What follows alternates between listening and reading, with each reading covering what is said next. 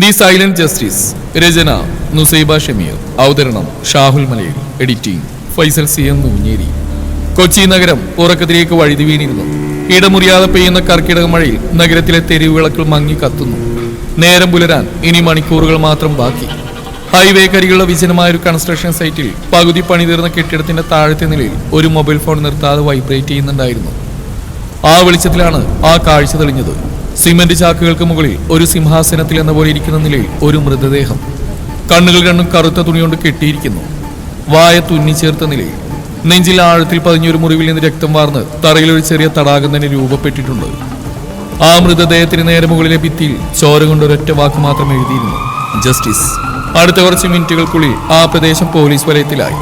ചുവപ്പ് നീലയും പ്രകാശിക്കുന്ന പോലീസ് സൈറണുകൾക്കിടയിലൂടെ മഴയെ കീറി മുറിച്ചുകൊണ്ട് ഒരു കറുത്ത SUV ഇരച്ചു വന്നു. കാലുകൾ ചെളിവെള്ളത്തിൽ പതിഞ്ഞപ്പോഴുണ്ടായ ശബ്ദം അവിടെയുണ്ടായിരുന്ന പോലീസുകാരുടെ അടക്കം പറച്ചിലുകൾ നിശബ്ദമാക്കി. വണ്ടിയുടെ മുൻവാതിൽ തുറന്ന് ആദ്യം പുറത്തേക്ക് വന്ന് ചെളി പുരളാത്ത തിളങ്ങുന്ന കറുത്ത ലെതർ ബൂട്ടായിരുന്നു. തുടർന്ന് 6 അടിയിലധികം ഉയരമുള്ള സിദ്ധാർത്ഥാചാര്യ പുറത്തേക്ക് ഇറങ്ങി. മുറ്ററ്റം എത്തുന്ന കറുത്ത ഓവർകോട്ടിന്റെ കോളറുകൾ അയാൾ ഉയർത്തി വെച്ചിരുന്നു. പെയ്യുന്ന കനത്ത മഴ സിദ്ധാർത്ഥിനെ തളർത്തുന്നില്ല, പകരം അയാളുടെ ഗാംഭീര്യം കൂട്ടുന്നേയുള്ളൂ. ഇടത് കൈയിലെ സിഗരറ്റിൽ നിന്ന് ഉയരുന്ന നേർത്ത പുക മഴത്തുള്ളികളുമായി കലർന്നു. ആ ചാരനിറത്തിലുള്ള പുകച്ചുരുളുകൾക്കിടയിലൂടെ അയാളുടെ കണ്ണുകൾ ആ മൃതദേഹത്തിന് നേരെ തിളങ്ങി. ഭയമല്ല, മറിച്ചൊരു ഇരയെ കണ്ടെത്തിയ വേട്ടക്കാരന്റെ കൂർമ്മതയും നിഗൂഢതയും നിറഞ്ഞ നോട്ടം. കൈകൾ കോട്ടിന്റെ പോക്കറ്റിൽ തിരികെ ഓരോ ചൂട് അളന്നു കുറിച്ചെന്ന പോലെ അയാൾ ആ മൃതദേഹത്തിന് മുമ്പിലെത്തി നിന്നു. ഒരു പോലീസ് ഓഫീസർ എന്നതിലുപരി ആ ഇരുട്ടിൽ അയാൾ ഒരു മരണദൂതനെ പോലെ തോന്നിപ്പിച്ചു. വിക്ടിം? സിദ്ധാർത്ഥ് ചുറ്റും നിന്ന പോലീസുകാരോട് ചോദിച്ചു. സർ, ഇത് സിറ്റിയിലെ പ്രമുഖ ക്രിമിനൽ അഡ്വക്കേറ്റ് ഈശ്വർ വർമ്മയാണ്. പണത്തിനു വേണ്ടി ആരെയും രക്ഷിക്കുന്ന ടൈപ്പ്, ഒരു കോൺസ്റ്റബിൾ വിറയിലൂടെ പറഞ്ഞു. സിദ്ധാർത്ഥ് താഴെ കുനിഞ്ഞ് മൃതദേഹത്തിന് തൊട്ടടുത്തിരുന്ന ഒരു ചെറിയ വസ്തു ശ്രദ്ധിച്ചു. അത് ഒരു തൂവലായിരുന്നു. വെളുത്ത നിറമുള്ള ഒരു പ്രാവിന്റെ തൂവൽ. രക്തത്തിൽ കുതിർന്ന് അത് ചുവപ്പായി മാറിയിരിക്കുന്നു. ഇതൊരു സാധാരണ കൊലപാതകമല്ല, സിദ്ധാർത്ഥ് പുക പുറത്തേക്ക് ഇട്ടുകൊണ്ട് പറഞ്ഞു. ഇതൊരു വിധി തീർപ്പാണ്. വരാനിരിക്കുന്ന വലിയൊരു വേട്ടയുടെ തുടക്കം മാത്രം. സിദ്ധാർത്ഥ് ആ രക്തമുരണ്ട തൂവലിലേക്ക് നോക്കി നിൽക്കുമ്പോഴാണ് പോലീസ് വലയം ഭേദിച്ചുകൊണ്ട് ഒരു പെൺകുട്ടി അവിടേക്ക് ഓടിക്കയറി വന്നത്. നഗരത്തിലെ ഏറ്റവും പുതിയ ഓൺലൈൻ ന്യൂസ് പോർട്ടലിലെ ധീരയായ റിപ്പോർട്ടർ. കനത്ത മഴയിൽ കുതിർന്ന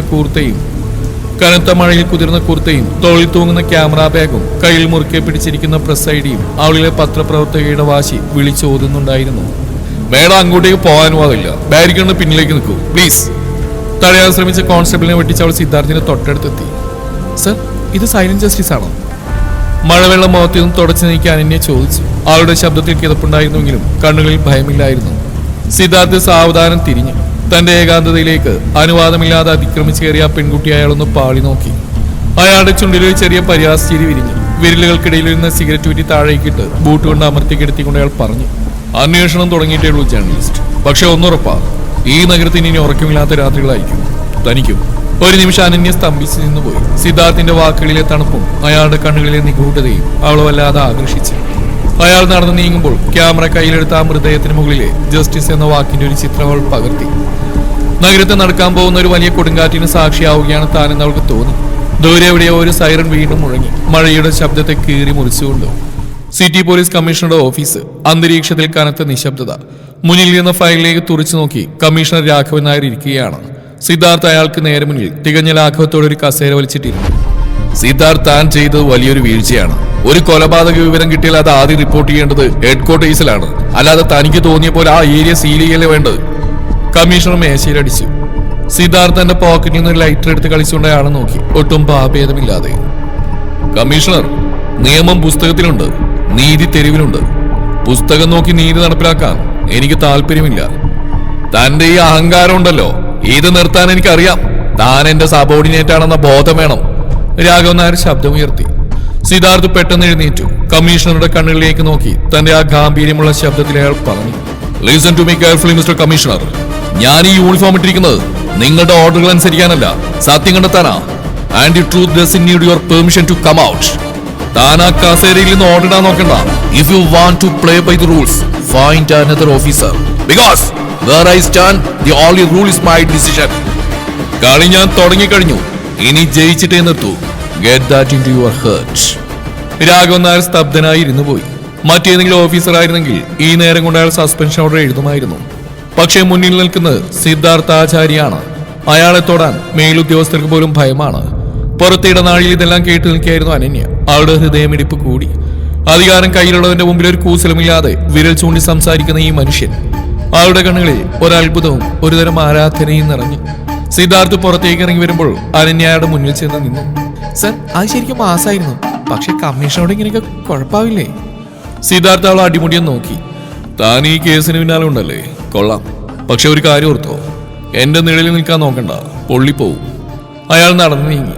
സിദ്ധാർത്ഥിന്റെ ആ നടത്തവും ആ ശബ്ദവും അനന്യയിൽ എന്തോ ഒരു വികാരമുണ്ടാക്കി. അതൊരു വെറും ഇഷ്ടമല്ലായിരുന്നു, ആ പരിക്കൻ സ്വഭാവത്തോടുള്ള ഒരു പ്രത്യേക ആകർഷണം. അനന്യ സ്വയം പിറുവിറുത്തു. സിദ്ധാർത്ഥാചാര്യ, നിങ്ങളൊരു വല്ലാത്ത മനുഷ്യനാ. സിറ്റിയെ നടക്കിക്കൊണ്ട് വീണ്ടും രണ്ടാമത്തെ കൊലപാതകം നടന്നു. ഇത്തവണ ഇര ഒരു രാഷ്ട്രീയ നേതാവിന്റെ വിശ്വസ്തനായ ബിസിനസ്സുകാരനായിരുന്നു. കൊലപാതക രീതിയിൽ മാറ്റമില്ല. വായ തുന്നി ചേർത്തിരിക്കുന്നു, കണ്ണുകൾ കറുത്ത തുണി കൊണ്ട് കെട്ടിയിരിക്കുന്നു. ക്രൈം സീനിൽ സിദ്ധാർത്ഥ് എത്തുമ്പോൾ അവിടെ പോലീസുകാരേക്കാൾ മുമ്പേ അനന്യ എത്തിയിരുന്നു. സർ, ഇത് ആദ്യത്തെ കേസിന്റെ അതേ പാറ്റേൺ ആണ്, പക്ഷേ ഇത്തവണ ഒരു വ്യത്യാസമുണ്ട്. അനന്യ ഒരു ഫോട്ടോവിന് കാണിച്ചു കൊടുത്തു. മൃതദേഹത്തിനടുത്തായി ഒരു വെള്ളരിപ്രാവിന്റെ തൂവൽ കൂടെ ഉണ്ടായിരുന്നു. സിദ്ധാർത്ഥ ആ തൂവൽ കയ്യിലെടുത്തു. അവന്റെ മുഖത്തൊരു വന്യമായ ഭാവം മിന്നിമറഞ്ഞു. അപ്പോഴാണ് അവിടേക്ക് ആഭ്യന്തരമന്ത്രിയുടെ ഫോൺ കോൾ വരുന്നത്. സിദ്ധാർത്ഥ് ഫോൺ അറ്റൻഡ് ചെയ്തു. മറുകൽ മന്ത്രിയുടെ ആക്രോശമാണ്. സിദ്ധാർത്ഥ്, 24 മണിക്കൂറിനുള്ളിൽ പ്രതിയെ പിടിച്ചില്ലെങ്കിൽ നിന്റെ യൂണിഫോം ഞാൻ ഊരിക്കുവേ. സിദ്ധാർത്ഥ് ഒരു സിഗരറ്റ് എത്തിച്ച് പുക പുറത്തേക്ക് വിട്ടു. സർ, നിങ്ങളുടെ ഈ അധികാരം യൂണിഫോം ഊരിക്കുന്ന ഭീഷണിക്ക് ആ ഓഫീസിനുള്ളിൽ വെച്ചാൽ മതി. നിങ്ങൾ സംരക്ഷിച്ചിരുന്ന അഴുക്കുകളെ വേട്ടയാടുക എന്നതാ എന്റെ ജോലി. പിന്നെ എന്റെ ഡ്യൂട്ടി പഠിപ്പിക്കാൻ ഇനി മേലാൽ ഈ നമ്പറിൽ നിന്നൊരു കോള് വരരുത്. കാരണം ഒരിക്കൽ ഞാൻ വേട്ട തുടങ്ങിയാ പിന്നെ മുന്നിൽ നിൽക്കുന്നവന്റെ റാങ്കും പവർ നോക്കുന്ന ശീലം എനിക്കില്ല. സാറിരിക്കുന്ന കസേരക്ക് ഈ സിഗരറ്റ് കുറ്റിയുടെ വില പോലും ഞാൻ കൊടുക്കുന്നില്ല. My justice silent, but the impact will be loud. മനസ്സിലായല്ലോ? ഫോൺ കട്ട് ചെയ്ത് തിരിയുമ്പോൾ അനന്യ അവനെ തന്നെ നോക്കി നിൽക്കുകയാണ്. അവളുടെ കണ്ണുകളിൽ പ്രണയവും ഭയവും കലർന്നൊരു തിളക്കം. സർ, നിങ്ങൾ എന്തിനാണ് എല്ലാവരും ഇങ്ങനെ ശത്രുക്കളാക്കുന്നത്? അത് നിങ്ങൾക്ക് അപകടം ചെയ്യില്ലേ? അവൾ പതുക്കെ പറഞ്ഞു. സിദ്ധാർത്ഥ അവളുടെ അടുത്തേക്ക് ഒരടി അടുത്ത് നിന്നു. അവളുടെ ശ്വാസം നിലച്ചു പോകുന്ന നിമിഷം അവനവളുടെ കാതിനടുത്ത് കുനിഞ്ഞു. പേടിയുണ്ടെങ്കിൽ എന്നിൽ നിന്ന് അകന്നിൽക്കുന്നതാണ് നിനക്ക് നല്ലത് അനന്യ. കാരണം ഞാൻ സഞ്ചരിക്കുന്ന വഴിയിൽ കൂട്ടിന് മരണമുണ്ടാവും, പ്രണയമുണ്ടാവില്ല. അവൻ നടന്നു നീങ്ങി നോക്കി. അനന്യ തറഞ്ഞു നിന്ന് പോയി. അവൻ വേണ്ടെന്ന് പറയും തോറും അവന്റെ ആ കാന്തിക ശക്തിയിലേക്ക് അവൾ കൂടുതൽ ആകർഷിക്കപ്പെടുകയായിരുന്നു. സിറ്റിയിലെ ഒരു പഴയ ഗോഡൌണിന്റെ മുകളിൽ തനിച്ചിരുന്ന് രാത്രിയിലെ നഗരത്തെ നോക്കിക്കാണുകയായിരുന്നു സിദ്ധാർത്ഥ്. അവന്റെ കയ്യിൽ ഒരു പഴയ വെളുത്ത തൂവലുണ്ട്. പിന്നിൽ കാലച്ചേട്ട് തിരിയാത്തന്നെ അവൻ പറഞ്ഞു. അനന്യ, നിഴല് പോലെ എന്റെ പിന്നാലെ നടക്കുന്നത് എനിക്ക് നല്ലതല്ല. ഞാൻ നടക്കുന്ന കനലിന് മുകളിലൂടെയാണ്. അനന്യ പതുക്കെ അവന്റെ അടുത്തേക്ക് വന്നു. സിദ്ധാർത്ഥ്, നിങ്ങൾ എന്തിനാണ് ഇങ്ങനെ സ്വയം നീർന്ന്? എല്ലാവരോടും ദേഷ്യം, എല്ലാവരോടും പുച്ഛം, ആരെയും അടുപ്പിക്കുന്നില്ല.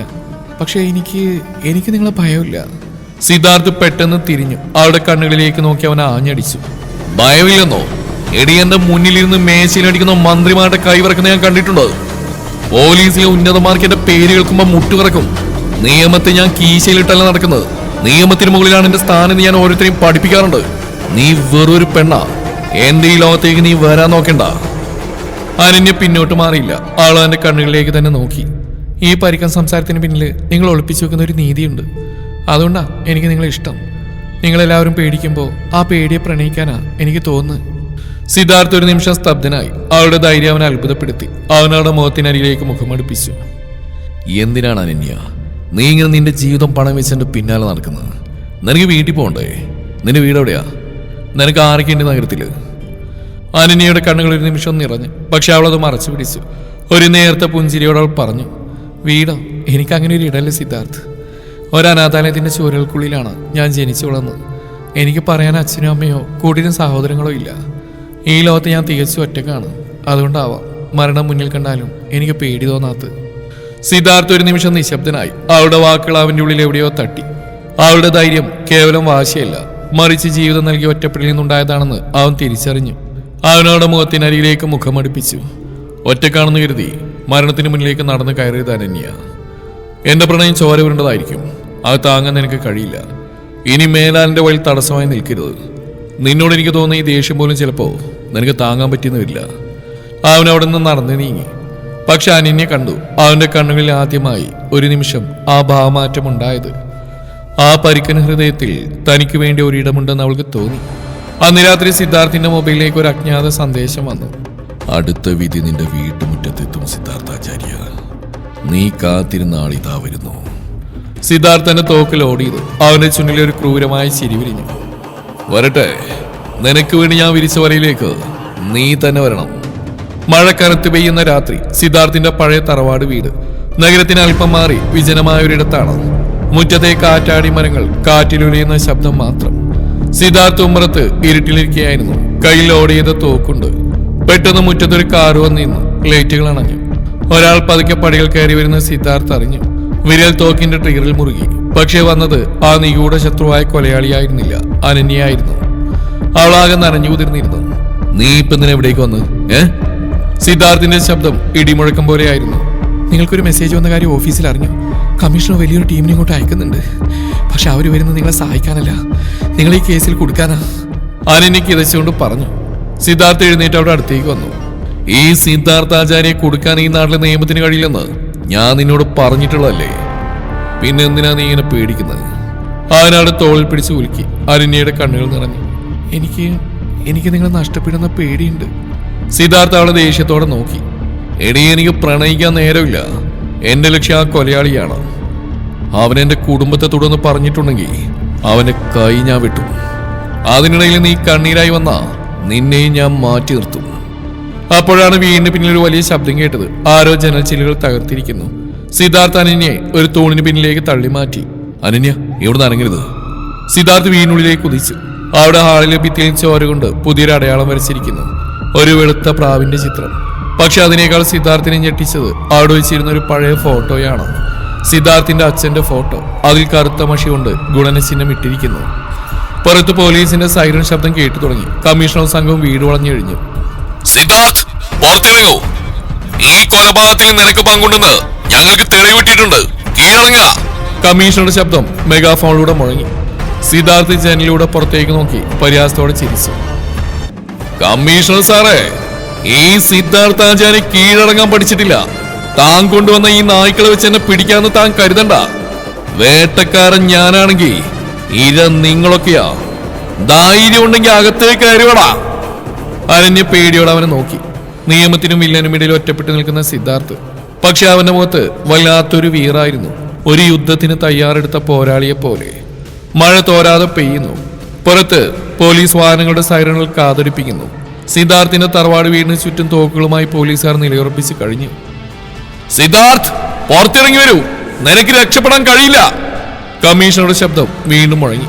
സിദ്ധാർത്ഥ് തന്റെ തോക്കാരിൽ തിരികെ അനന്യയുടെ അടുത്തേക്ക് നടന്നു. അവളുടെ കണ്ണുകളിൽ പേടി നിഴലിക്കുന്നുണ്ടായിരുന്നു. നീ പേടിക്കണ്ട അനന്യ. ഈ ലോകത്ത് നിനക്ക് ആരെങ്കിലും നീ കരുതുന്നുണ്ടാവും. പക്ഷേ ഇപ്പൊ നീ ഇവിടുന്ന് മാറണം. ഇല്ല, ഞാൻ പോയില്ല. നിങ്ങൾ ഇവർ കൊടുക്കാൻ നോക്കിയ. അനന്യ അവന്റെ ഷർട്ടിൽ മുറുക്കെ പിടിച്ചു. സിദ്ധാർത്ഥ അവിടെ കൈകൾ പതുക്കെ വിടുവിച്ചു. ഈ സിദ്ധാർത്ഥാചാര്യയെ കൊടുക്കാൻ ഇവരൊക്കെ ഒരു ജന്മം കൂടി ജനിക്കണം. നീ നോയിക്കോ. പെട്ടെന്ന് സിദ്ധാർത്ഥ് വീണ്ടും മെയിൻ സ്വിച്ച് ബോർഡ് തകർത്തു. വീട് മുഴുവൻ ഇരുട്ടിലായി. അടുത്ത നിമിഷം അവൻ അനന്യയും കൊണ്ട് വീണ്ടും പിന്നിലെ രഹസ്യവാതിലൂടെ പുറത്തേക്ക് കുതിച്ചു. പോലീസുകാർ അകത്തേക്ക് ഇരച്ചു കയറിയപ്പോൾ അവിടെ ആരും ഉണ്ടായിരുന്നില്ല. ആളിലെ ഭിത്തിയിൽ സിദ്ധാർത്ഥ് ചോര കൊണ്ടൊരു മറുപടി എഴുതി വെച്ചിരുന്നു. I am the law here. അല്പസമയത്തിനകം സിദ്ധാർത്ഥിന്റെ കറുത്ത SUV കാടുകൾക്കിടയിലൂടെ ചീറിപ്പായുകയായിരുന്നു. ഡ്രൈവിംഗ് സീറ്റിൽ നിന്ന് സിദ്ധാർത്ഥിന്റെ മുഖം വന്യമായിരുന്നു. സിദ്ധാർത്ഥ്, എങ്ങോട്ടാണ് നമ്മൾ പോകുന്നത്? അനന്യ ചോദിച്ചു. എന്റെ അച്ഛന്റെ മരണത്തിന് പിന്നിൽ ഈ പറഞ്ഞ സൈലന്റ് ജസ്റ്റിസ് ഉണ്ടായിരുന്നു എനിക്കറിയാം. ഇന്ന് അയാൾ എന്റെ വീടിനുള്ളിൽ കയറിയെങ്കിൽ അയാൾക്ക് എന്റെ അടുത്ത നീക്കം അറിയാം. നമ്മൾ മരണത്തിലേക്കാണ് പോകുന്നതെന്ന് എനിക്കറിയില്ല. അനന്യ അവന്റെ കയ്യിൽ പതുക്കെ തൊട്ടു. മരണമാണെങ്കിലും നിങ്ങൾ എൻ്റെ കൂടെ ഉണ്ടായാൽ മാത്രം മതി. എനിക്ക് ഈ ഭൂമിയിൽ വേറെ ആരുമില്ല സിദ്ധാർത്ഥ്, നിങ്ങളല്ലാതെ. സിദ്ധാർത്ഥ് ഒന്നും പറഞ്ഞില്ലെങ്കിലും അവന്റെ വിരലുകൾ അവിടെ കയ്യിൽ മുറുകി. അതൊരു ഉറപ്പായിരുന്നു. പെട്ടെന്ന് റോഡിന് നടുവിലെ രൂപം പ്രത്യക്ഷപ്പെട്ടു. കറുത്ത റെയിൻകോട്ട് ധരിച്ച് മുഖം മറച്ചവരാണ്. സിദ്ധാർത്ഥ് സഡൻ ബ്രേക്ക് ഇട്ടു. കാർ റോഡിൽ വട്ടം കറങ്ങി നിന്നു. ആ രൂപം കയ്യിലുണ്ടായിരുന്ന ചെറിയ കുപ്പി കാറിന് നേരെ എറിഞ്ഞു. അത് പൊട്ടിയതും കാറിനുള്ളിലേക്ക് മയക്കുമരുന്ന് നിറഞ്ഞ പുക പടർന്നു. സിദ്ധാർത്ഥ് കണ്ണുകൾ തുറക്കാൻ ശ്രമിച്ചു. പക്ഷെ അവന്റെ ബോധം മറയുകയായിരുന്നു. അവസാനമായി അവൻ കണ്ടത് ആ രൂപം കാറിനടുത്തേക്ക് നടന്നു വരുന്നതാണ്. അവന്റെ കയ്യിൽ അതേ വെള്ളരിപ്രാവിന്റെ തൂവലുകൾ ഉണ്ടായിരുന്നു. കണ്ണുകൾ തുറക്കാൻ ശ്രമിച്ച സിദ്ധാർത്ഥിന് തലക്ക് കഠിനമായ ഭാരം തോന്നി. കൈകൾ പിന്നിലേക്ക് ചേർത്ത് ഇരുമ്പു ചെങ്ങലകളാൽ ബന്ധിക്കപ്പെട്ടിരുന്നു. തണുത്ത കോൺക്രീറ്റ് തറ, ചുറ്റും ഇരുട്ട്, ദൂരെ എവിടെയോ വെള്ളയിട്ട് വീഴുന്ന ശബ്ദം മാത്രം. അനന്യ, അവൻ പതുക്കെ വിളിച്ചു. അവന് തൊട്ടടുത്ത് തന്നെ അനന്യുണ്ടായിരുന്നു. അവൾക്ക് ബോധം തെളിഞ്ഞു വരുന്നേ ഉണ്ടായിരുന്നുള്ളൂ. സിദ്ധാർത്ഥ്, നമ്മളെവിടെയാ? ആൾ വിറയലോട് ചോദിച്ചു. പേടിക്കണ്ട, ഞാൻ കൂടെയുണ്ട്. സിദ്ധാർത്ഥ് തന്റെ തോളുകൾ വെട്ടിച്ച് ചങ്ങലയുടെ മുറുക്കം പരിശോധിച്ചു. അവന്റെ താടിയല്ലുകൾ ദേഷ്യം കൊണ്ട് മുറുകി. പെട്ടെന്ന് മുറിയിലെ ലൈറ്റുകൾ ഒന്നൊന്നായി തെളിഞ്ഞു. കണ്ണ് ചിമ്മി നോക്കി അവർ കണ്ടത് ഞെട്ടിക്കുന്ന കാഴ്ചയായിരുന്നു.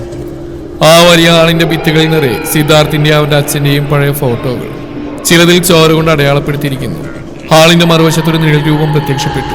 കറുത്ത വസ്ത്രം ധരിച്ച ഒരാൾ. അയാളുടെ കയ്യിൽ ഒരു ശസ്ത്രക്രിയക്ക് ഉപയോഗിക്കുന്ന കത്തി തിളങ്ങുന്നുണ്ടായിരുന്നു. സിദ്ധാർത്ഥാചാര്യ, ഒടുവിൽ നീ എന്റെ അതിഥിയായി എത്തി. ആ ശബ്ദം ഒരു യന്ത്രത്തിന്റേതുപോലെ വികൃതമായിരുന്നു. നീ ആരാണെന്ന് എനിക്കറിയണം. എന്തിനാ ഈ ചോരക്കളി? സിദ്ധാർത്ഥ് ഗർജിച്ചു. ആ കൊലയാളി പതുക്കെ അനന്യയുടെ അടുത്തേക്ക് നടന്നു. ആളുടെ കഴുത്തിന് താഴെ ആ കത്തിമുന വെച്ചു. അനന്യ കണ്ണുകൾ അടച്ച് ഭയന്ന് വിറച്ചു. നിന്റെ അച്ഛന് ഒരു തെറ്റ് ചെയ്തു സിദ്ധാർത്ഥ്. നിയമത്തിന് കൊടുക്കാൻ കഴിയാത്ത നീതി തേടി അയാൾ ഇറങ്ങി. അതിന്റെ ഭാഗ്യപത്രമാ ഈ കാണുന്നതെല്ലാം. Silent justice. അതൊരു കൊലയാളിയല്ല, അതൊരാശയമാണ്. സിദ്ധാർത്ഥ ആഞ്ഞൊരു വലിവലിച്ചു. അവന്റെ കൈത്തണ്ടയിൽ ചങ്ങലകൾ ആഴ്ന്നിറങ്ങി ചോര കൊടുന്നു. എന്റെ പെണ്ണിന്റെ ദേഹത്ത് നീ ആ കത്തിയെങ്ങാനും വെച്ചാ ഈ ചങ്ങലയോടെ നിന്റെ നെഞ്ച് ഞാൻ പിളർക്കും. സിദ്ധാർത്ഥാചാര്യ, നിനക്ക് അറിയില്ലടാ.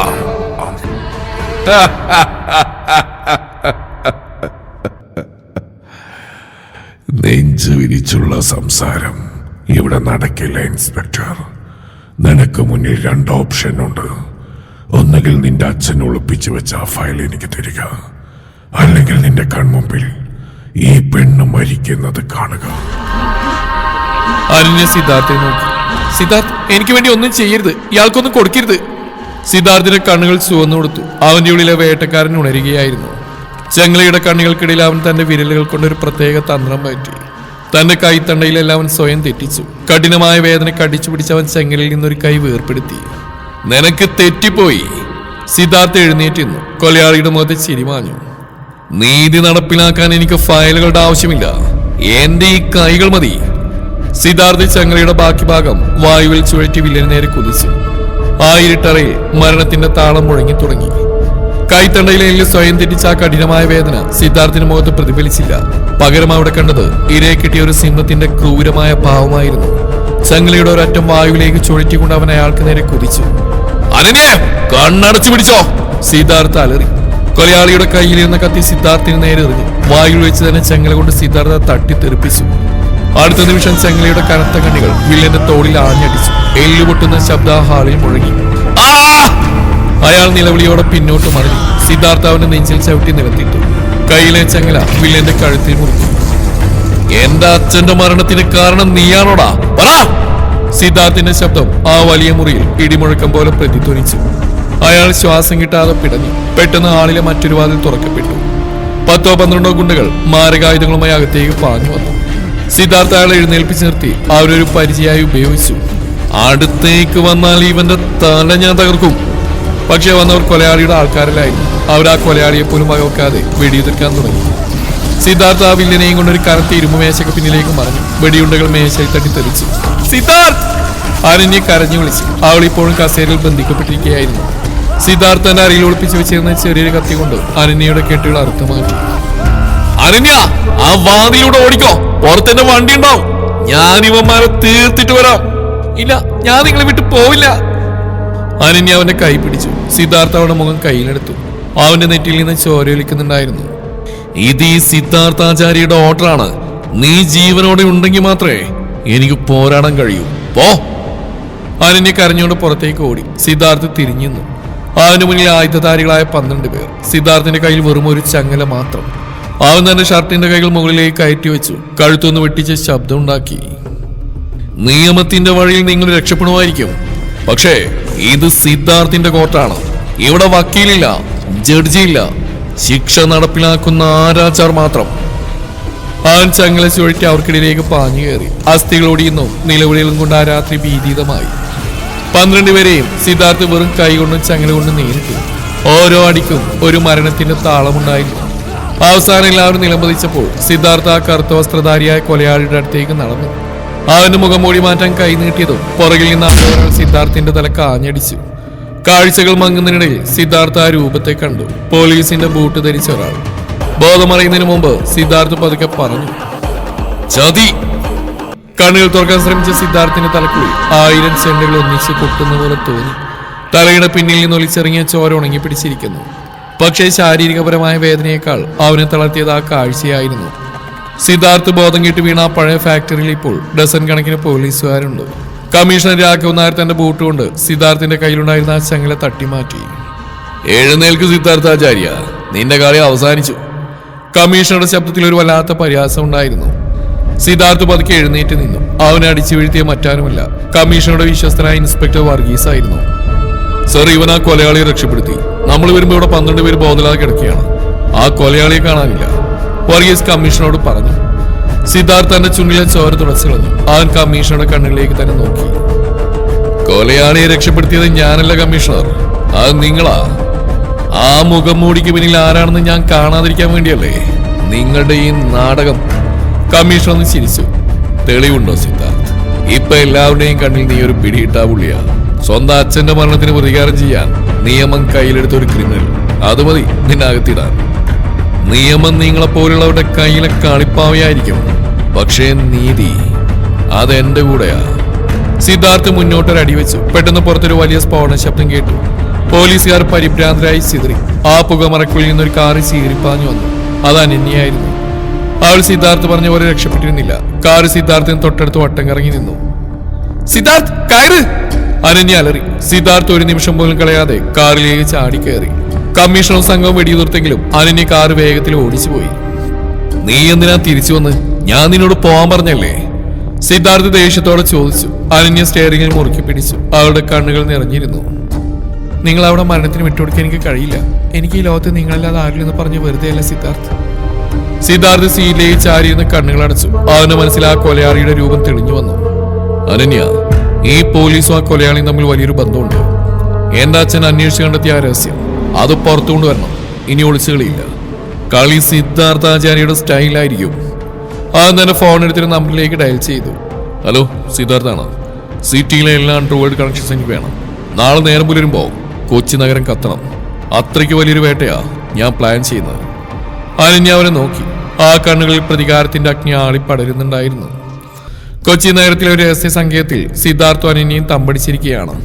സിദ്ധാർത്ഥിന്റെ മുറിവുകൾ അനന്യ പതുക്കെ മരുന്ന് വെച്ച് കെട്ടിക്കൊടുക്കുന്നുണ്ട്. അവളുടെ കൈകൾ വിറക്കുന്നുണ്ടായിരുന്നു. വേദനിക്കുന്നുണ്ടോ? അവൾ വളരെ പതുക്കെ ചോദിച്ചു. സിദ്ധാർത്ഥ അവളുടെ കണ്ണുകളിലേക്ക് നോക്കി. ആ പരിക്കൻ ഭാവൊരൽപ്പം മാറി. ഈ മുറിവുകളേക്കാൾ വലിയ വേദനകൾ ഞാൻ അനുഭവിച്ചിട്ടുണ്ടായിരുന്നില്ല. പക്ഷേ ഇന്ന് നീ കൂടെയുള്ളതുകൊണ്ട് എനിക്ക് തോൽക്കാൻ കഴിയില്ല. അനന്യയുടെ വിരലുകൾ അവന്റെ കവിളിൽ പതുക്കെ തലോടി. എന്തിനാണ് എല്ലാവരോടും ഈ പവം? നമുക്ക് എങ്ങോട്ടെങ്കിലും ഒന്ന് മാറിയെന്നൂടെ? സിദ്ധാർത്ഥ അവളെ കൈ പിടിച്ചു മാറ്റി. അവന്റെ ശബ്ദം വീണ്ടും ഗൗരവമായി. പകയല്ല അനന്യ, നീതിയാണിത്. എന്റെ അച്ഛൻ കൊല്ലപ്പെട്ടപ്പോ നീതിക്ക് വേണ്ടി ഞാൻ ഒരുപാട് വാതിലുകൾ മുട്ടി. പക്ഷെ എല്ലാവരും എന്നെ പുച്ഛിച്ചു. അന്ന് ഞാൻ തീരുമാനിച്ചതാ, ഇനി ഞാൻ ആരോടും നീതി ചോദിക്കില്ല. പകരം നീതി ഞാൻ തന്നെ നടപ്പിലാക്കുമെന്ന്. പെട്ടെന്ന് സിദ്ധാർത്ഥിന്റെ ഫോൺ മുഴങ്ങി. അപ്പുറത്തെ സിറ്റിയിലെ ഒരു പഴയ ഗുണ്ടാ നേതാവായിരുന്നു. ആ സിദ്ധാർത്ഥെ, നീ ചോദിച്ച വിവരം കിട്ടി. ആ സൈലന്റ് ജസ്റ്റിസ് അടുത്ത് ലക്ഷ്യം വെച്ചിരിക്കുന്ന സിറ്റിയിലെ സെൻട്രൽ ജയിലിൽ കഴിയുന്ന ഒരു പ്രതിയെയാ. ഇന്ന് രാത്രി 12 മണിക്ക് അയാൾ അവിടെ എത്തും. സിദ്ധാർത്ഥ് എഴുന്നേറ്റു. തന്റെ തോക്കും കറുത്ത ജാക്കറ്റും എടുത്തു. സിദ്ധാർത്ഥ്, ഞാൻ വരാം, അനന്യ തറപ്പിച്ച് പറഞ്ഞു. വേണ്ട, ഇത് മരണത്തിന്റെ കളിയാണ്. നീ ഇവിടെ സുരക്ഷിതയായിരിക്കണം. ഇല്ല, എനിക്ക് ആരില്ലെന്ന് ഞാൻ പറഞ്ഞല്ലേ. നിങ്ങൾ പോയിട്ട് തിരിച്ചു വന്നില്ലെങ്കിൽ എനിക്ക് പിന്നെ ആരുണ്ട്? മരണമാണെങ്കിലും നമുക്ക് ഒന്നിച്ച് മരിക്കാം. അനന്യയുടെ വാക്കുകളിൽ ഉറച്ച തീരുമാനമുണ്ടായിരുന്നു. സിദ്ധാർത്ഥ് ഒരു നിമിഷം അവളെ നോക്കി നിന്നു. എന്നിട്ട് അവളെ നെറ്റിയിൽ പതുക്കെ ചുംബിച്ചു. ശരി, പക്ഷേ എന്റെ നിഴലായി നീ കൂടെ വേണം. ഒരു ചുവട് പോലും മാറരുത്. അർദ്ധരാത്രി സെൻട്രൽ ജയിലിന്റെ മതിലുകൾക്ക് പുറത്ത് കാറ് നിർത്തി സിദ്ധാർത്ഥ് അനന്യയും പതുക്കെ അകത്തേക്ക് കടന്നു. ജയിലിനുള്ളിൽ വലിയൊരു ബഹളം കേട്ടു തുടങ്ങി. സിദ്ധാർത്ഥ് ചെന്ന് നോക്കുമ്പോൾ കണ്ട കാഴ്ച ഞെട്ടിക്കുന്നതായിരുന്നു. ജയിൽ വാർഡന്മാരെല്ലാം അബോധാവസ്ഥയിൽ കിടക്കുന്നു. സെല്ലിനുള്ളിൽ ആ കറുത്ത രൂപം. അവൻ പ്രതിയുടെ കഴുത്തിൽ കയറ് മുറുക്കുന്നു. നിർത്താ! സിദ്ധാർത്ഥ് അലറി. അയാൾ പതുക്കെ തിരിഞ്ഞു. അവന്റെ മുഖംമൂടിക്ക് പിന്നിൽ ഒരു ക്രൂരമായ ചിരി വിരിഞ്ഞു. സിദ്ധാർത്ഥ്, നീ വൈകിപ്പോയി. ഇവ മരിക്കേണ്ടവനാ. ആര് മരിക്കണം, ആര് ജീവിക്കണം തീരുമാനിക്കാൻ നീ ആരാടാ? സിദ്ധാർത്ഥ് അവർ നേരെ കുതിച്ചു. അപ്പോഴാണ് ആ സത്യം സിദ്ധാർത്ഥ് തിരിച്ചറിഞ്ഞത്. വില്ലന്റെ കയ്യിലിരുന്ന ആ തൂവൽ, അത് വെറും ഒരു തൂവലല്ല, അതിലൊരു പേരെഴുതിയിരിക്കുന്നു. സിദ്ധാർത്ഥിന്റെ അച്ഛന്റെ പേര്. കൊലയാളി പതുക്കെ തന്നെ മുഖം മൂടി മാറ്റി. സിദ്ധാർത്ഥിന്റെ കാലുകൾ തളർന്നുപോയി. മുന്നിൽ നിൽക്കുന്ന മറ്റാരുമല്ല, വർഷങ്ങൾക്ക് മുമ്പ് മരിച്ചു എന്ന് സിദ്ധാർത്ഥ് കരുതിയ അവന്റെ സ്വന്തം ജ്യേഷ്ഠൻ. ഏട്ടൻ? സിദ്ധാർത്ഥിന്റെ ശബ്ദമിടറി. അനിനെ ഞെട്ടലോട് അങ്ങോട്ട് നോക്കി. ഏട്ടാ? സിദ്ധാർത്ഥിന്റെ കയ്യിൽ നിന്ന് തോക്ക് പതുക്കെ താഴ്ന്നു. അവന്റെ കണ്ണുകളിൽ വിശ്വസിക്കാനാവാത്ത ഭാവം. ഏട്ടാ, ഏട്ടനൊപ്പം മരിച്ചില്ലേ? മുന്നിൽ നിൽക്കുന്ന ആ രൂപം സിദ്ധാർത്ഥിന്റെ ജ്യേഷ്ഠൻ രുദ്രാക്ഷ ആചാര്യ ഒരു പരിഹാസത്തോടെ ചിരിച്ചു. ആ ചിരിയിൽ വർഷങ്ങളുടെ പകയും വേദന ഇരമ്പുന്നുണ്ടായിരുന്നു. മരിച്ചു. രുദ്രാക്ഷ എന്ന ആ പഴയ പാവ മനുഷ്യൻ അന്ന് മരിച്ചു സിദ്ധാർത്ഥ്. നിയമത്തിന്റെ വഴി നീതി കിട്ടുമെന്ന് വിശ്വസിച്ച അച്ഛന്റെ കൂടെ അയാളും അവസാനിച്ചു. ഇപ്പൊ നിന്റെ മുമ്പിൽ നിൽക്കുന്നത് സൈലന്റ് ജസ്റ്റിസ് ആണ്. നിയമം കണ്ണടക്കുന്നിടത്ത് വിധി നടപ്പിലാക്കുന്നവൻ. പക്ഷെ എന്തിന്? അനന്യം മുന്നോട്ട് വന്നു. ഇത്രയും നിരപരാധികളെ കൊന്നിട്ടാണോ നിങ്ങൾ നീതി നടപ്പിലാക്കുന്നത്? നിരപരാധികളോ? രുദ്രാക്ഷ അലറി. അന്ന് അച്ഛനെ കൊലപ്പെടുത്തിയവർ ഇന്ന് വലിയ സ്ഥാനങ്ങളിരിക്കുന്നു. അവരെ സംരക്ഷിക്കുന്ന നിന്റെ യൂണിഫോം ഇട്ടവരാണ് സിദ്ധാർത്ഥ്. അവരെയൊക്കെ ഓരോരുത്തരായി തീർക്കാൻ വേണ്ടിയാണ് ഞാൻ വന്നത്. സിദ്ധാർത്ഥന്റെ മനസ്സിനെ പാകപ്പെടുത്തി അവൻ വീണ്ടും ആ പരിക്കംഭാവത്തിലേക്ക് മടങ്ങി വന്നു. ഏട്ടൻ ചെയ്യുന്ന തെറ്റാണ്. കൊലപാതകത്തിന് പകരം കൊലപാതകമല്ല പരിഹാരം. നിയമം കയ്യിലെടുക്കാൻ ആരെയും ഞാൻ അനുവദിക്കില്ല.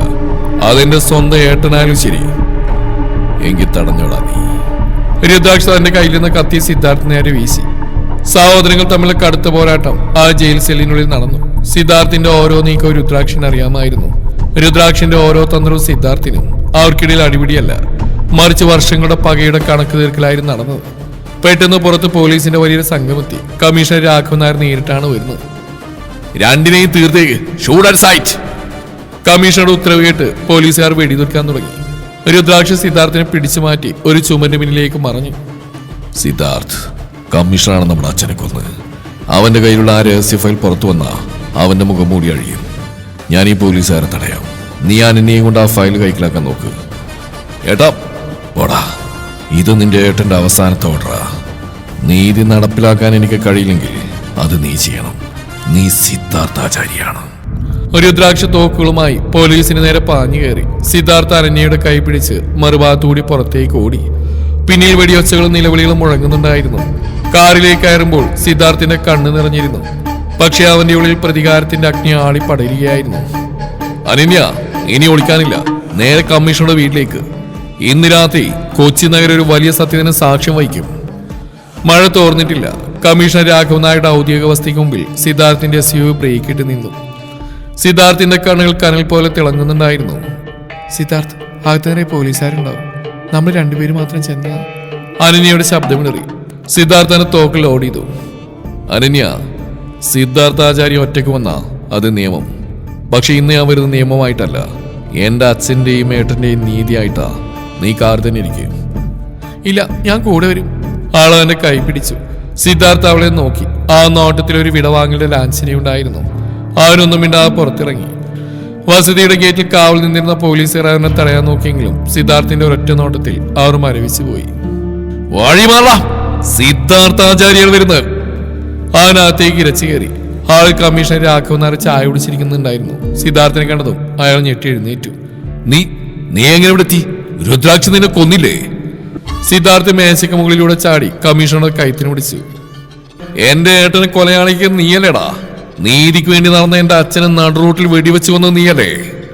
തെളിവുണ്ടോ സിദ്ധാർത്ഥ്? നീ വെറൊരു സസ്പെൻഷനിലായ ഓഫീസർ മാത്രമാ. കമ്മീഷണർ പരിഹാസത്തോടെ ചിരിച്ചു. സിദ്ധാർത്ഥന്റെ പോക്കറ്റിൽ നിന്ന് ഒരു ചെറിയ പെൻഡ്രൈവ് എടുത്തു. ഏട്ടൻ എനിക്ക് തന്നാണിത്. ജയിലിൽ ആ ബഹളത്തിനിടയിൽ ഏട്ടൻ എന്റെ പോക്കറ്റിലിട്ടത്. നിന്റെ എല്ലാ ഇടപാടുകളും അച്ഛനെ കൊന്നതിന്റെ വീഡിയോ ദൃശ്യങ്ങളും ഇതിലുണ്ട്.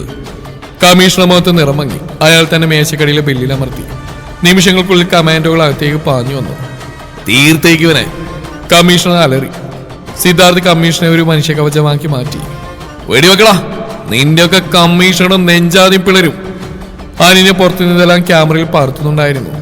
ആൾ തന്റെ ഫോണിലൂടെ ഈ ദൃശ്യങ്ങൾ തത്സമയം സോഷ്യൽ മീഡിയയിൽ പങ്കുവച്ചു. നിമിഷങ്ങൾക്കുള്ളിൽ ലക്ഷക്കണക്കിന് ആളുകൾ ആ കാഴ്ച കണ്ടു തുടങ്ങി. കമ്മീഷണർ, ഈ നഗരം മുഴുവൻ നിങ്ങളെ കണ്ടുകൊണ്ടിരിക്കുക. നിങ്ങളുടെ അധികാരം ഇവിടെ അവസാനിക്കും. അനിനെ പുറത്തുനിന്ന് വിളിച്ചു പറഞ്ഞു. പോലീസുകാർ തോക്കുകൾ താഴ്ത്തി. ജനങ്ങളുടെ രോഷം അവർക്ക് ഭയമായിരുന്നു. പെട്ടെന്ന് കമ്മീഷണർ തന്റെ അരയിൽ നിന്നൊരു ചെറിയ കത്തിയെടുത്ത് സിദ്ധാർത്ഥിന്റെ കയ്യിൽ കുത്തി. സിദ്ധാർത്ഥ് വേദനയോടെ പിടിവിട്ടു. കമ്മീഷണർ തന്റെ തോക്കെടുത്ത് സിദ്ധാർത്ഥിനെ ചൂണ്ടി. ചാവട സിദ്ധാർത്ഥാചാര്യ, ഒരു വെടിവെച്ച് ആ മുറിയിൽ മുഴങ്ങി സിദ്ധാർത്ഥ് കണ്ണുകളടച്ചു. പക്ഷേ വെടിയേറ്റത് അവനായിരുന്നില്ല. വെടിവെച്ചയുടെ മുഴക്കം നിലച്ചപ്പോൾ ആ ഹാള് നിശബ്ദമായി. സിദ്ധാർത്ഥ് പതുക്കെ കണ്ണുകൾ തുറന്നു. തന്റെ മുന്നിൽ കമ്മീഷണറുടെ തോക്കിന് മുന്നിലേക്ക് ഓടിക്കാൻ നിൽക്കുന്ന മറ്റാരുമല്ല, അനന്യ. അവളുടെ വെളുത്ത ചുരിദാറിൽ ചോര പടർന്നു പിടിച്ചിട്ടുണ്ട്. അവൾ പതുക്കെ സിദ്ധാർത്ഥിന്റെ തോളിലേക്ക് ചാഞ്ഞു. അനന്യ! സിദ്ധാർത്ഥിന്റെ നിലവിളി ആ വീടിന്റെ ഭിത്തിയിൽ തട്ടി പ്രതിധ്വനിച്ചു. രക്തമാർ തളർന്നു വീണ അനന്യയെ സിദ്ധാർത്ഥന്റെ കൈകൾ കോരിയെടുത്തു. അവളുടെ ശ്വാസഗതി വേഗത്തിലായി. സിദ്ധാർത്ഥ്, എനിക്ക് അറിയില്ലെന്ന് പറഞ്ഞില്ലേ? ഇപ്പൊ എനിക്ക് സന്തോഷായി. നിങ്ങളുടെ ഈ ബാറിലല്ലേ ഞാൻ? ആൾ കിതച്ചുകൊണ്ട് പാതിയടഞ്ഞ കണ്ണുകളോടെ പറഞ്ഞു. സിദ്ധാർത്ഥോളം മുറുകെ പിടിച്ചു. അവന്റെ കണ്ണുകളിൽ ആദ്യമായി ഒരു തുള്ളി കണ്ണീർ തിളങ്ങി.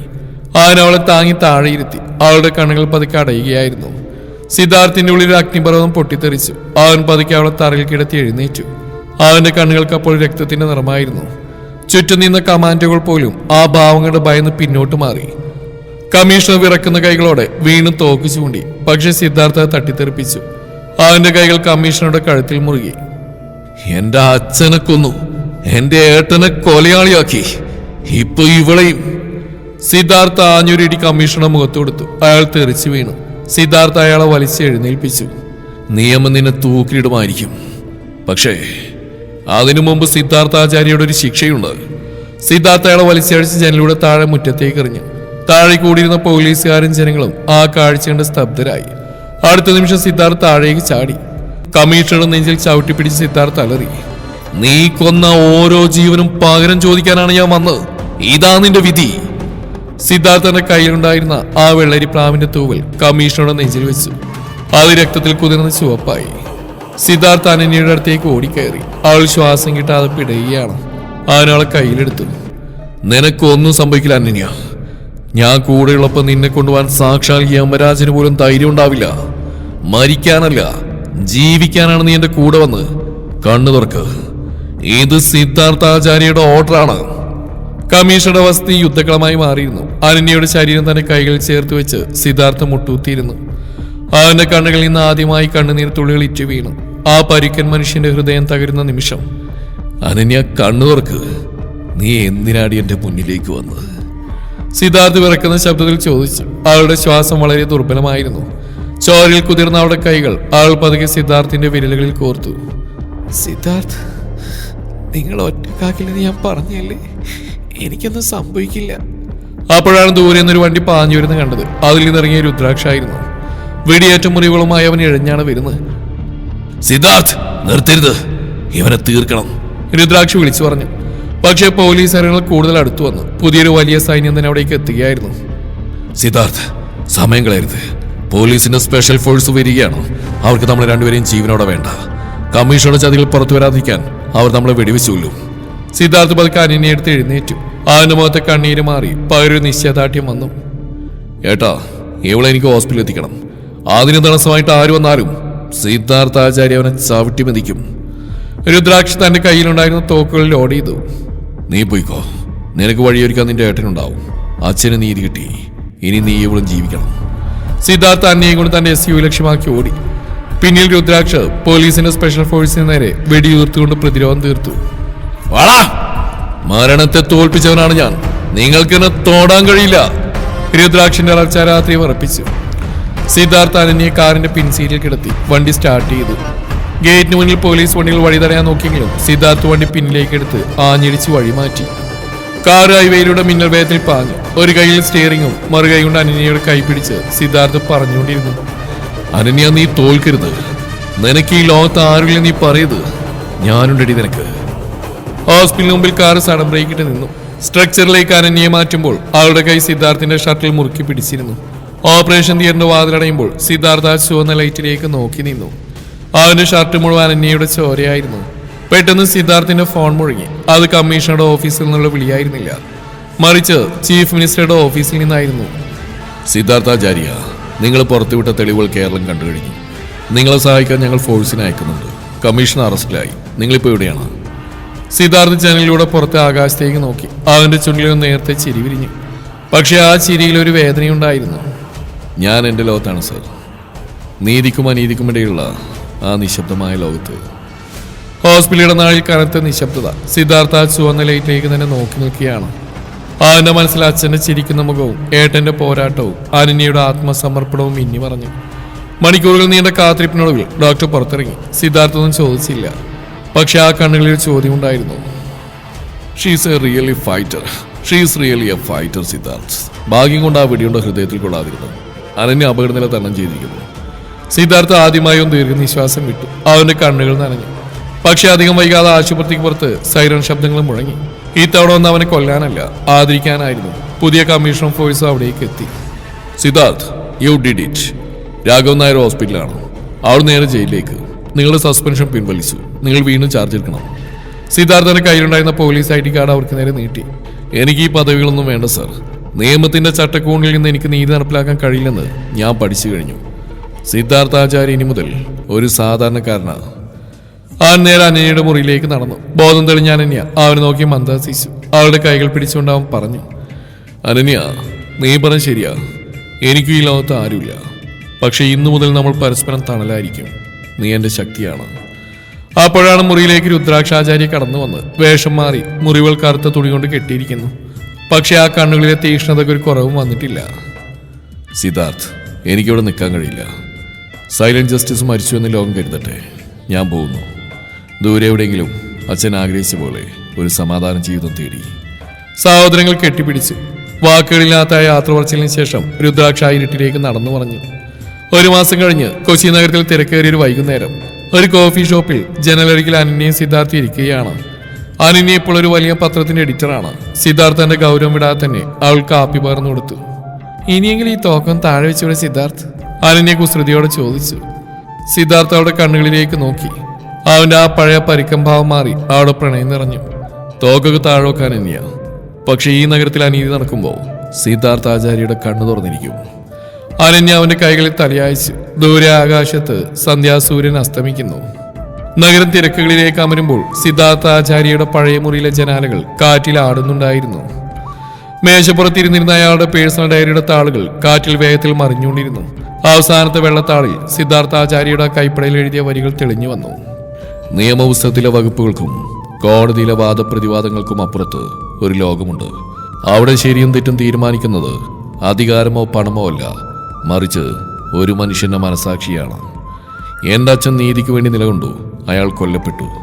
എന്റെ ഏട്ടൻ നീതിക്ക് വേണ്ടി ആയുധമെടുത്തു, അയാൾക്ക് തന്റെ ജീവിതം നഷ്ടമായി. ഞാൻ നിയമത്തിന്റെ യൂണിഫോം ഇട്ടു. പക്ഷെ ആ യൂണിഫോമിനുള്ളിലെ ചതികൾ കണ്ടപ്പോൾ എനിക്കത് അഴിച്ചു വെക്കേണ്ടി വന്നു. പലരും എന്നോട് ചോദിക്കാറുണ്ട്, എന്തിനാണ് ഈ വാശിയെന്ന്. അവർക്കുള്ള മറുപടി ഇതാണ്: അനീതി കാണുമ്പോൾ നിശബ്ദനായിരിക്കുന്നവൻ മരിച്ചവന് തുല്യമാണ്. സിദ്ധാർത്ഥാചാര്യ മരിച്ചിട്ടില്ല. യൂണിഫോമില്ലെങ്കിലും പദവികളില്ലെങ്കിലും ഈ നഗരത്തിന്റെ ഇടവഴികളിൽ ഞാനുണ്ടാവും. നിയമം വഴിമാറുന്നിടത്തും അധികാരനീതിയെ ചവിട്ടിമതിക്കുന്നിടത്തും എന്റെ നിഴലുണ്ടാവും. ഇരുട്ടിൽ ഒളിച്ചിരിക്കുന്ന വേട്ടക്കാരെ നിങ്ങൾ ഓർക്കുക, വേട്ട അവസാനിച്ചിട്ടില്ല. സിദ്ധാർത്ഥാചാര്യയുടെ കോടതിയിൽ ഫയലുകളില്ല, സാക്ഷികളില്ല. അവിടെ വിധി മാത്രമേയുള്ളൂ. My silence is not my weakness. It's the count down for your end. കാറ്റിൽ ആ ഡയറി പതുക്കെ അടഞ്ഞു. പുറത്തു നഗരത്തിലെ തെരുവിളക്കുകൾ ഒന്നൊന്നായി തെളിഞ്ഞു തുടങ്ങി.